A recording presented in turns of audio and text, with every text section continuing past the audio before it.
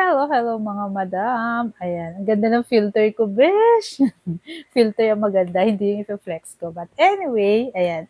Meron tayong Invicta Bluetooth wireless Bluetooth speaker mga besh. Okay, ang cute ng mga kulay nito. Super. As in, isang orange at isang yellow. So ito na lang natira. Actually, maraming kulay to. Merong gray, merong black, apat lang pala. Gray, black, orange, and yellow. Pero ito ang ganda. Super sale na to mga madam. Dati ang bentahan namin dito is 950 or 1,000 plus. But for today's video, ayan, bubuksan ko yung yellow. Ang cute ng kulay ng yellow. It's summer na summer.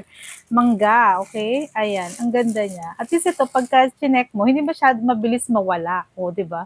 Kasi kitang-kita mo agad pagka nilagay mo dyan. Tapos yung ganito yung black. Ganito yung speaker niya. As in, tawag dun, low-tech version to ng JBL. Siyempre, mas malakas pa rin ang JBL, no? Libo-libo yun eh. Oh, di ba? Bluetooth mode. Oh, di ba? Pag in-on mo ganun, okay?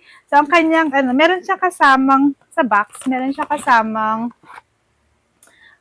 tawag dun, ayan, micro USB na charger, okay? Tapos ganyan siya, pwede mo lagyan ng SD card. Tapos may FM radio station to mga besh, kaya super nice, okay? Bluetooth mode. Tingnan natin. Pwede natin, Auxiliary mode. FM mode. oh, ayan, naririnig nyo. Wala kasi masyadong signal.